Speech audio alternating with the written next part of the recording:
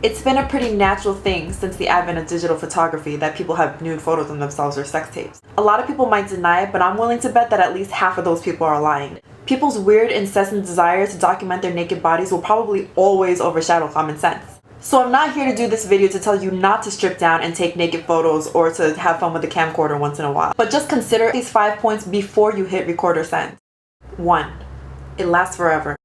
Your photos and videos are going to last for generations to come, especially if you send them to somebody or upload them to the cloud. When you email, Snapchat, WhatsApp, Skype, or whatever your video to somebody else, it's basically being sent to a server somewhere that's shared with millions of other people, and there's probably copies of it all over the world. Number 2, make sure it's a photo or video you'll always be proud of. I'm not saying your photo or sex tape is definitely going to be leaked, because let's face it, not all of us are important enough for that kind of stuff to happen. But there is always a chance that somebody that you didn't intend to is going to see it, so make it look good.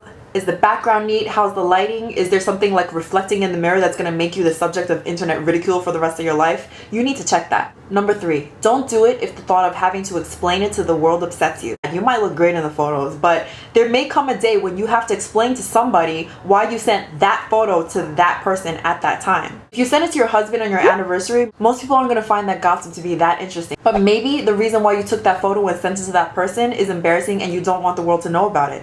Maybe it was to your side chick. There's also those embarrassing nude photos that you took when you were drunk that maybe you sent to your ex or somebody you didn't know well enough. Or maybe it's a video of you acting out some weird fetish that you're kind of ashamed of. If so, don't do it.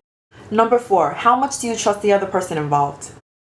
If you would not get a tattoo of a person's name that you just met, don't send them a nude photo or video either. Why? Because you don't know this person. Yeah, they could be your future spouse. They could also be a psycho who blows them up, prints them out, and like hangs them on the wall with locks of your hair. Or it could just be some creep who uploads these things to Pornhub and sends them to chat groups for fun. One of the best case scenarios, the person could just be a douchebag who doesn't see why it's wrong to show your nude photos to all his friends. Trust me, more people do that than you realize. Number 5, at the end of the day, your privacy means nothing.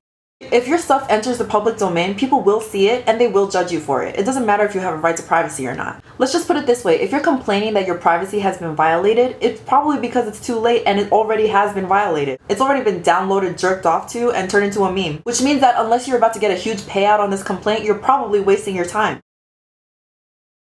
Common sense will tell you that the best way to avoid having an embarrassing sex tape or nude photo incident is to not take them at all. But since none of y'all are gonna listen to me, I'm just saying, be a little cautious. If you think you can pull a shower rod stunt off, more power to you. But just be prepared if something goes really, really wrong.